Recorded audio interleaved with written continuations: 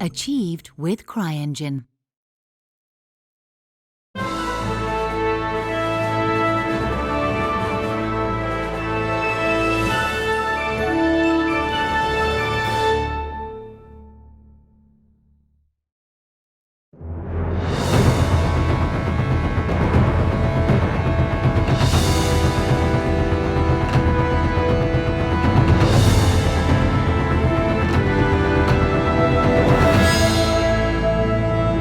At the beginning was an idea. I asked myself whether a first-person realistic medieval combat system could be implemented into a game. In other words, could this be brought into the game in a way that a normal person could control it with mouse and keyboard? I thought about it for a while and came to the conclusion that it could.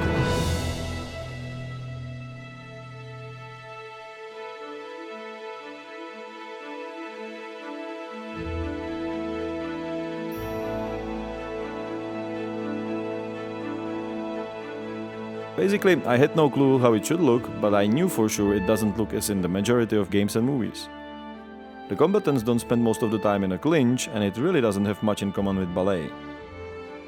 The sword fighter's objective isn't to attack his opponent's sword, but his body.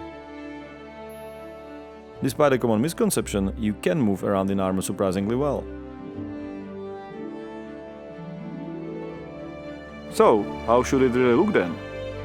To find out, we started studying medieval manuscripts and collaborating with people who are using them to bring European martial arts to life. And we also tried ourselves, both in theory and practice.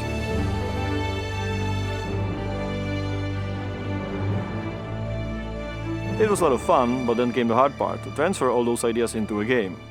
Our programmers and animators had to take this very ambitious idea and implement it with the aid of physics and thousands of animations.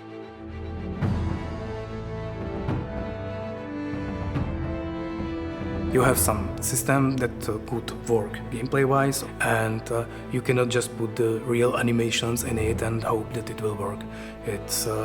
You need to find a way how to insert a real fight into these systems. So at the end it is historical reconstruction of some kind, and still it's a lot of fun. Vytvořili jsme hodně prototypů. We've made a lot of prototypes, but nothing worked. The hardest part was that there were too many combinations requiring a huge amount of combat moves. We realized we had to base the system on physics and procedural animations.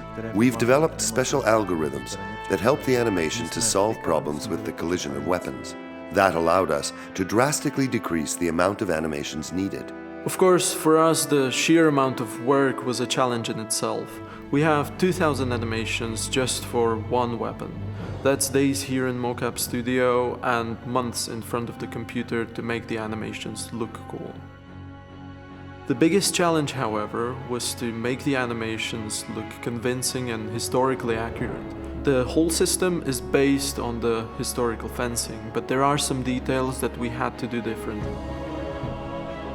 You see, in real-life historical fencing, you train really hard to be lightning fast to catch your opponent off guard. In a game, however, the player reacts slower, so you have to do these big, broad motions to telegraph where you're gonna strike next. What we needed to do was to find the proper technique for every situation, to connect the every game system with appropriate historical moves. And actually this kind of reconstruction was the hardest part of the combat design, because you have a gameplay and you have a realism and you somehow want to do justice to both.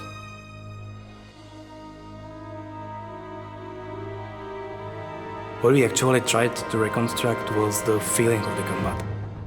It's actually the main reason why it is first person. In this game you should feel threatened by the enemy. You should see every small movement and be able to react to it. You should feel the sword in your hand. With every weapon you have two basic attacks to different parts of the body, and if you manage to chain particular strikes, you carry out a special devastating technique. Naše Our postavy characters have 36 zones that can be hit, and we calculate armor or body collisions with a weapon for each of them. The physics is used for all collisions, and that allows swords to slide on bodies or shields. Blocking in real fight is an instinctive action, so the most important part is actually the timing, and we created the gameplay around the timing. On the other hand, it's still an RPG game, so if you are not fast enough, you just need to level up, and then you are faster, your enemies are slower and more predictable for you.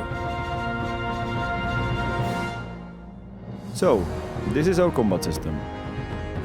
I dare to say that despite all the compromises that you need to do when making a game, it is the most authentic depiction of European martial arts to date. And most importantly, it's fun to play, according to the initial reactions of our backers. But I will leave the final judgment to you.